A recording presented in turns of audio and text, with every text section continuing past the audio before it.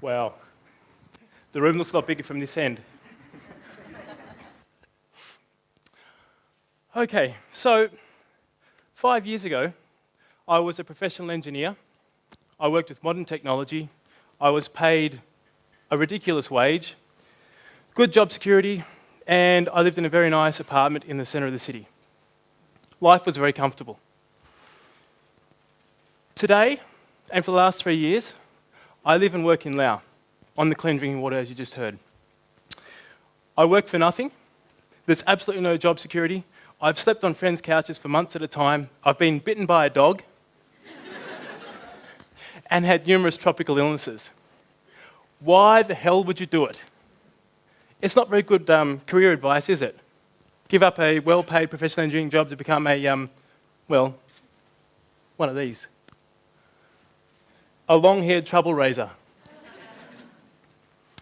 So, for me, the why, there's a very short answer, very simple answer. I've discovered a passion. To give you a little more of a sense of it, though, I'd like to share with you a quote.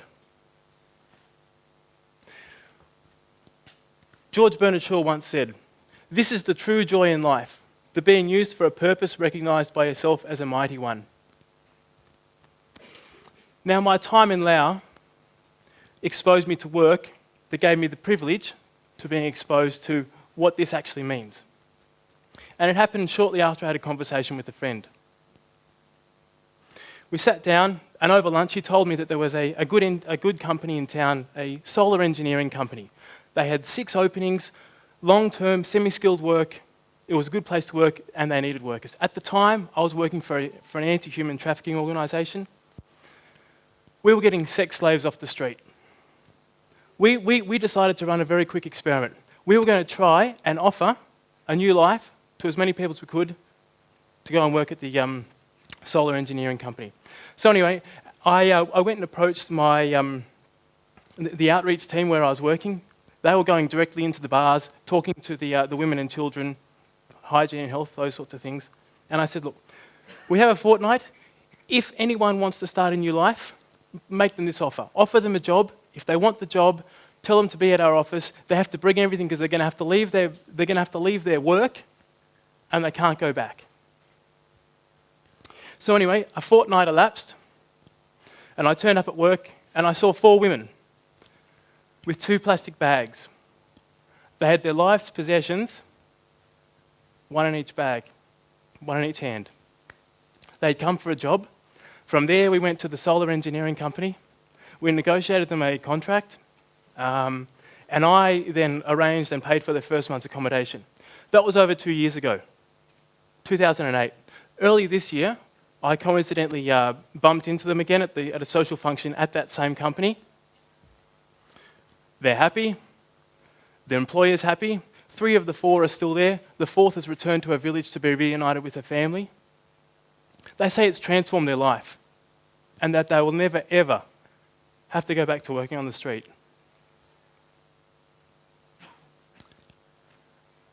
You can probably imagine how I feel about that. It's one of the proudest moments of my life. And as much as it may have transformed their life, it's had a greater effect on me. So this is what I'm here to talk to you about today. Everyday people doing their bit, trying to make a difference. Because it can be joyful, it can be joyous. And I'm talking about trying to tackle some of the really big challenges in the world. Now, I'm sure you'll agree that the challenges in the world today are of the nature and the size that we're going to have to do something pretty remarkable to deal with them. There's going to have to be some pretty impressive resourcefulness and some pretty impressive creativity to do that. And I'm saying, hey, we've just seen what ground up can do. Let's rely on the common everyday person. Let's give them a chance. Let's give them a chance to roll up their sleeves and make a difference to these international issues. So, shortly after I was in Laos, shortly after I had this experience, I returned to Australia and I was talking to friends and family. I was pretty much talking to anyone. I did a little bit of listening, but mostly I was talking. And I was struck. You know, it seems like we're all the same. Everybody wants to make a difference. Nobody was saying, you know what, I want to get up today and I want to do something irrelevant. You know, it'd be nice to have a bit of meaning, but really, I want to be pointless. Not once. So it's in here. And yet, I saw many talented, educated, really, really dynamic people who just said, look, yeah, I want to make a difference, but I don't know how. I don't know, what do we do? You know, I see things on the news. I have all this awareness. I can think about it, but how do I take action? And it also seemed, you know, have you ever wondered how in our society we've become very good at creating comfort and convenience? We can get up, go to work, come home, watch TV, get up and go to work again, and we do that routine, and we can experience comfort, convenience, think and security. But that same routine can make it hard to find meaning and purpose. I think a lot about this. And I was speaking to people and they were talking about this little voice inside them that said, hey, I want to do something that matters. And I could relate to that because that's what drove me to Laos in the first place. So anyway, after the work in Laos and learning from people here, we decided to do something about it. We decided to establish abundant water. Now, abundant water it's an experiment. It's highly ambitious at this stage. There is a very basic water filter that was actually researched in Canberra. That water filter will allow you to remove bacteria from the water. The very bacteria that people, 800 million to 1.1 billion people, have trouble with. That the millions of people who die from dirty drinking water from that bacteria, it can remove it. Also, what we're trying to do is we're trying to do this in a novel way. We're trying to make this water filter available wherever it may be needed throughout the world using a novel organisation. It's a ground up. It's effectively Wikipedia with a humanitarian purpose. So anyone, anywhere who says, hey, I want to make a difference, through that groundswell of support, we can mobilise a team of volunteers through the internet, may be able to build an organisation to power this forward. Okay, so today what I'll share with you is, I'd like to teach you how to make the water filter. It's pretty interesting, and I think, we've got a highly intelligent group here, I think you'll be able to go home, and if you really wanted to tonight, you can make a water filter. At the very least, you can impress your friends at the next dinner party. But also what I'd like to share with you is how we're looking to mobilise people, because I think that is universal. That taps into those things that we've all got. And I'd like to share that with you today. Okay, so you want to make a water filter? How do you do it? Hang on. You'll need ingredients. Four main elements. The first one is used coffee grounds. Espresso ground coffee, after you've had the coffee, it's the actual grounds. Next is clay. This was taken from a roadside cutting in Laos. It would otherwise be used for house bricks or even road base. Or it could just be sitting there, not being used for anything else. A bit of water, kindling, a bit of fuel. So these four elements, you look at them, they don't look like much, do they? In fact, looked at individually, you wouldn't think much at all. They're widely available, cheap, well, they're probably free, and it's not, it doesn't jump out at you and say, hey, it's a water filter. So, thinking about it and noticing that there was no significant value of their own, no particular one had any significant value, that struck off a thought for me, because actually, that relates to how we're looking to mobilise people. When I talk to people and they say, hey, I want to do something, but I can't because I'm not $1 million philanthropist, or I can't because I can't take a year out of my life study work to go and spend the year overseas, we do ourselves a disservice, because there are a million other things that we can do, that we can contribute, if we lower the barrier of what we think is a meaningful contribution, or widen the range of what is a useful task, that we all have access to. We've just seen the power of networks. We all have networks. We all have a skill.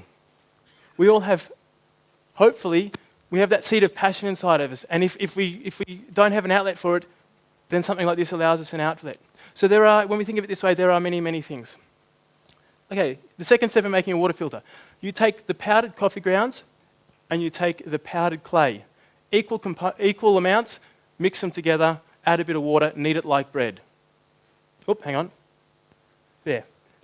Once you get that, you form it, you shape it. You can use your hands, that's what our pottery in Laos is doing there, or you can use a mould. It doesn't much matter. The size, shape, not so important, as long as it looks like it'll hold water. Now, here, when we're thinking about mobilising people, and we're thinking about people taking action and following through, we need to remember that they are volunteers.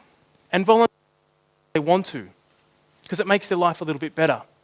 We can't rely on a boss, or we can't rely on money. And actually, that allows, in order to create a functional organisation, what we've done is we've gone back and re-examined how we work. In fact, it's quite topical because it's been touched on earlier today. Children grow up passionate, or they grow up with a dream. How often do we as adults, or in everyday life, talk about a passion, or experience a passion, or even delve into a passion on a daily or a weekly basis? I'd say not often, and I think it's very important because that provides tremendous fuel for these kinds of endeavours. So we're looking to create, and people can come to discover what it is they're passionate about, where they can come to explore new skills to make a contribution. And there's a very, very simple, and yet I think profound, series of questions that we're working with people. We didn't invent it, I stole this one. And it allows us to kind of start bracketing away at what it is we're good at and what we enjoy. We ask 3 questions. What are you good at? Now that's an easy question. Most of us know intuitively what we can do well. The second one's a little more challenging. What do you really like to do? If there wasn't someone there telling you what to do, what would you really enjoy?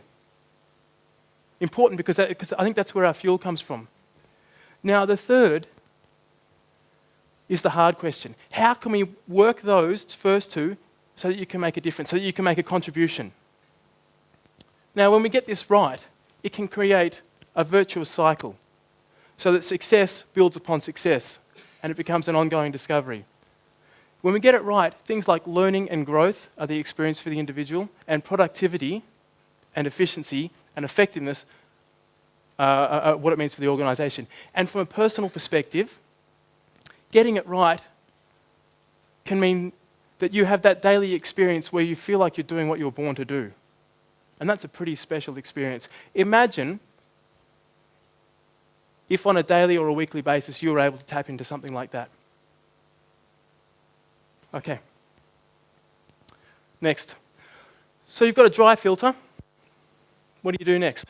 You add some fuel and you set it alight. It's a ceramic filter, so you fire it. And that's topical when we're talking about working with teams and working with people who are working on purpose and people who are working using skills that they enjoy. Because when you see someone working like that, they are. It sounds cheesy, I know, but they're on fire. They have a spring in their step, they walk a little taller, they're a joy to be around. And I'd like to share a story with you of someone who has become a good friend of mine. Anita started working with us shortly after she had trouble with her in her employment with a local law firm. She completed a double law and anthropology degree from ANU and started working for the law firm, and she was doing things like, actually no, she was doing one task. She started on the photocopier. That was right for the first couple of days, the first week, and 2 weeks, and then 3 weeks. And you can imagine how excited she was to be getting up and going to work after she'd been photocopying for 2 months, 8 hours a day. She didn't last much longer. Now, luckily for Anita, that's not the end of the story. She got in touch with us, and she started working on some very basic things. We started by asking her what she was good at and what she enjoyed. It was pretty basic. She enjoyed thinking and she enjoyed communicating. So we got her doing, what was it? It was a funding application. I mean, pretty mundane stuff. She said she really enjoyed it because it gave her a creative outlet. From there, we started working on some other small tasks. She now has discovered that she knew already, but she has a passion for education. She's helping us run an education program here in the ACT, working with high school students. Now, I don't think photocopying is the problem. because as part of the education program, she has done some photocopying. I think the problem is menial tasks. And you can never escape from menial tasks, but menial tasks done for no reason or no understanding why, they can be soul-destroying. If you give menial tasks a bit of meaning, I think that's transformative. So, Anita has certainly helped out Abundant Water, but I think it's safe to say that the reverse is true also. She credits Abundant Water with her rediscovering her creative voice, with her opening up after a tough period in her life. And she's now happily employed as a lawyer again for a large government organisation. So, where does this all end? Well, you end up with something that looks like a water filter, or it looks like a pot that happens to filter water. If you put that under a microscope, there are millions of little holes. Those little holes are small enough that they'll trap bacteria as it passes through. The water that you put in is contaminated with bacteria. The water that passes out is not. That water is safe to drink, and that water could save millions of lives. 2 years ago, actually it's more than 2 years ago now, we started we set up our trials in Laos. I've just returned from working in Laos, and I'll be going back in a couple of weeks. We are setting up a training facility. We have trainers. We are out working with villages at the moment, identifying who are the most suitable people, where are the most suitable villages to get this going. Ultimately, it is my dream that anyone, anywhere, is able to learn how to make one of these water filters. We're looking to work with a series of partner organisations, and so that these partner organisations can transfer this information to their local community. Now, if we're looking at how we mobilise people, all this talk of feelings, individual focus, but what do you want to do? It all sounds a bit like, I don't know, therapy. But it's important for us to remember that it has a very clear, real outcome at the end. We're looking to establish a viable, productive organisation that is able to work to address one of the world's truly big challenges. Now, if you look around the world at the moment, yes, there are a lot of many big problems. Analysts are starting to talk about something that they call cognitive surplus. It's the spare brain capacity that we all have. And I think that it could offer us some hope. Currently, if you look worldwide, there are about a trillion spare person hours per year. In the past, that was exclusively consumed on things like television and other kind of very passive recreational activities. And in the future, that'll still be there. But I think what we'll start to see is as the internet allows people to become more active and people are starting to expect more kind of more interaction or more chances to take action, then people will start to choose to make a difference. And now, with things like Abundant Water or organisations like Abundant Water, it is possible, for example, for anyone in this room to go home and say, hey, I want to do something, or even I want to try and make a bit of a difference. You can get in touch through the internet and you can get started like that. Now, I think that's something that's pretty exciting, and I think it's something that will allow us also to kind of tap back into those primal human motivators of sharing, creativity, and helping others. And you might even discover a passion. And you don't even have to be a long-haired trouble raiser to do that. Thank you.